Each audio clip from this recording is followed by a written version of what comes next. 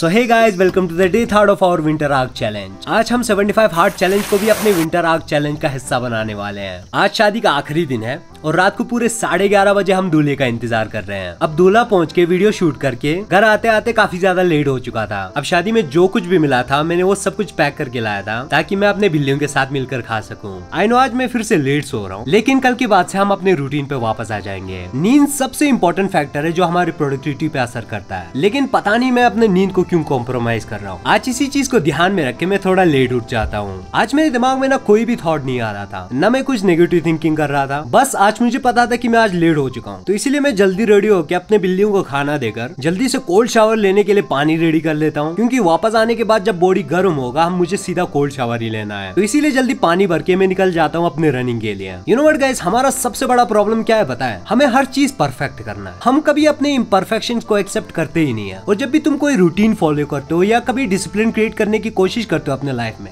तुम्हें ये चीज समझना चाहिए कि स्टार्टिंग में कुछ चीजें मिस होंगे या शुरुआत में ऐसा नहीं होगा जैसा तुम एक्सपेक्ट करते हो। और जब तुम कुछ दिन उसी काम को बार बार करने लगते हो, तुम्हें एक रियलिटी चेक मिलता है कि तुम कहाँ स्टैंड करते हो। और तब अगर तुमने अपने इम्परफेक्शंस को एक्सेप्ट किया और डेली खुद पे थोड़ा थोड़ा इसे ही काम करना शुरू कर दिया, इसी माइंडसेट से तो बदलाव की शुरुआत होता है। आज ऑफिशियली इस विंटर आर्क चैलेंज के साथ मैं 75 हार्ट चैलेंज को भी अपने चैलेंज में इनकॉर्पोरेट करने जा रहा हूँ। Every rule will be follow it religiously। अब आज जब मैं रनिंग करके वापस आ रहा था तो मैंने देखा मेरे रूम का चाबी मेरे जेब से गिर गया। अब वो एक ही जगह हो सकता था जहाँ पे मैंने पुल अप किया, लेकिन जब मैं वहाँ जाके देखता हूँ तो मुझे बिल्कुल ही नहीं मिलता। अब चाबी इतना ज्यादा ढूंढने के बाद भी मेरे चेहरे पे एक शिकन भी नहीं था। एंड लिटरली गाइस, आज मुझे रियलाइज हुआ कि मैंने अपने इमोशंस को चैनलाइज करना काफी हद तक सीख लिया। अब इतना ढूंढने के बाद नहीं मिला तो मैं घर वापस आ जाता हूँ। एंड थैंकफुली मेरे कमरे के ऊपर वाला दरवाजा खुला होता है। अब मेरे पास एक ही ऑप्शन था, मुझे यहीं से चढ़ना है। अब पार्कोर करना, जिम्नास्टिक करना और ऐसे बिल्डिंग पे चढ़ना तो मेरा पेशा है। ओ सॉरी, पेशा नहीं पैशन है, पैशन। तो मैं यहीं से चढ़ जाता हूँ और अपने बाइक का चाबी ढूंढता हूँ। अब बाइक का चाबी ढूंढकर यहाँ से कैसे जंप करूँ मुझे कुछ भी समझ में नहीं आ रहा था, क्योंकि मेरे नी में बहुत ज्यादा पेन है। अदरवाइज 2-2 मंजिल से हम आसानी से छलांग भी मार लेते हैं। अब अभी मैंने थोड़ा ही जंप किया था, मेरे नी में पेन होना स्टार्ट हो गया।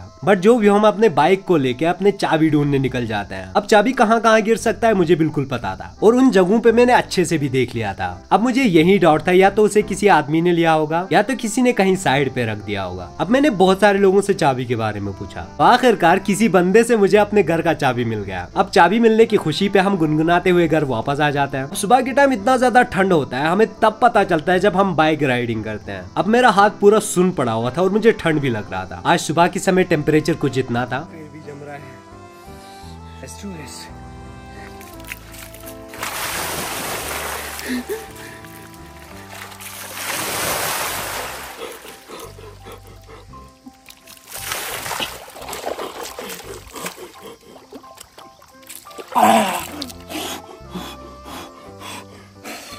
अभी से मेरा कोल्ड शावर लेने में इतना बुरा हालत हो रहा है, तो पता नहीं जब कड़ाके की सर्दियां होगा तो मैं क्या करूंगा। अब जो भी हो, अपना कोल्ड शावर लेके मैं अपने 4 लीटर वाटर इनटेक को स्टार्ट करूंगा, क्योंकि अभी हमने सच में 75 हार्ट चैलेंज को भी अपने विंटर आर्क चैलेंज में इनकॉर्पोरेट किया है। अब जो भी हो, 1 लीटर पानी पी के हम अपने डाइट प्रिपेयर करते हैं। अब हमारा डाइट बहुत सस्ता भी है, टिकाऊ भी है, क्योंकि ओट्स, मूंगफली और चने बहुत सस्ता मिल जाता है और मिक्स करके खाने में तो बहुत ज्यादा टेस्टी होता है। लेकिन अभी हम शुगर कंज्यूम नहीं कर रहे तो उतना ज्यादा टेस्ट नहीं आ रहा। जो भी हो, डाइट खाते खाते मैं अपने 8 से 10 घंटे की पढ़ाई के सेशन को स्टार्ट करता हूँ। कल हमारा कोई सब्सक्राइबर पूछ रहा था कि टाइम टेबल सही है या टू डू लिस्ट। मेरे हिसाब से टाइम टेबल और टू डू लिस्ट दोनों बनाना चाहिए। टाइम टेबल से तुम डिसिप्लिन रहना सीख जाओगे, टू डू लिस्ट से तुम्हें एक गोल भी मिल जाएगा और एक सेंस ऑफ अर्जेंसी भी आएगा सही काम को सही टाइम पे कंप्लीट करने के लिए। अब पूरे 1.5 घंटे में मैं ज्योग्राफी की क्लास कंप्लीट कर लेता हूँ। फिर उसके बाद ज्योग्राफी का एक असाइनमेंट था जिसमें मुझे अपने प्रीवियस ईयर की मिस्टेक्स को रिव्यू करना था। फिर उस असाइनमेंट को कंप्लीट करके मैं उसका एक कंक्लूजन निकाल लेता हूँ।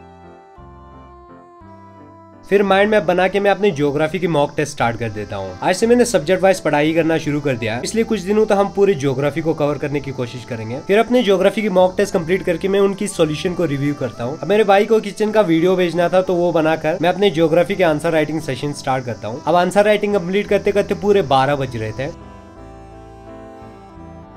फिर इसके बाद मैं अपने ऑप्शनल ज्योग्राफी के रिवीजन करना स्टार्ट कर देता हूँ। अब 40 मिनट रिवीजन करके हमारे पूरे 4.5 घंटे की पढ़ाई कंप्लीट हो जाता है। अब मेरी बिल्लियों की तरह मैं भी बहुत ज्यादा थक चुका था, तो मैं अपने दोस्त के साथ लंच पे निकल जाता हूँ। अब लंच तो मैं खुद से बनाता नहीं हूँ और मैं अपने दोस्त के यहाँ खाता हूँ, क्योंकि उसने मुझसे वादा लिया हुआ है कि लंच उसके घर खाना ही खाना है। अगर जिस दिन नहीं खाएगा ना दोस्त अगर मैं लंच पे नहीं जाएगा तो मेरा दोस्त मुझसे कट्टी। अब लंच करके मैं और मुफासा फिर से पढ़ने बैठ जाते हैं क्योंकि ऑप्शनल ज्योग्राफी इतना वास्ट है एंड स्पेशली अभी मैं ज्योग्राफिकल थॉट्स वाला टॉपिक कवर कर रहा हूँ जिसमें मुश्किल से पूरे 3:30 बजे तक मैं सिर्फ आधा सेक्शन ही अच्छे से रिविजन कर पाता हूँ। फिर उसके बाद मैं अपने करंट अफेयर सेशन को कंप्लीट करता हूँ। आज करंट अफेयर सेशन में मुझे पूरे 3 दिन का करंट अफेयर कंप्लीट करना था, तो मैं अपने 4 लीटर की पानी पीते पीते फिर से अपना करंट अफेयर सेशन को कंटिन्यू करता हूँ। अब कुछ इस तरह मेरे आज के पूरे ऑलमोस्ट सारे टारगेट कंप्लीट हो जाता है। आज की 10 पेजेस की बुक रीडिंग सेशन में मैंने थॉट्स और थिंकिंग के बीच में डिफरेंस समझा। अब दिन में हमारे दिमाग में ऐसे हजारों सोच आता है, उसको बोलते हैं थॉट। जब हम किसी एक सोच पे ध्यान देते हैं और उसके बारे में सोचने लगते हैं उसको कहते हैं थिंकिंग। तो ऑथर कहते हैं थिंकिंग ही हमारे सैडनेस का रीजन है। अब वो कैसे, उसके बारे में हम कल बताएंगे, लेकिन अभी के लिए मैं जल्दी से अपना सेकंड वर्कआउट सेशन कंप्लीट कर लेता हूँ। आई नो गाइस, हमारा चैलेंज अभी भी उतना परफेक्ट नहीं जा रहा, लेकिन हम रोज इंप्रूव करने की कोशिश कर रहे हैं एंड आई होप गाइस हम परफेक्शन से ज्यादा कंसिस्टेंसी पे फोकस करेंगे और कल मिलेंगे अपने day 4 of winter arc challenge पे।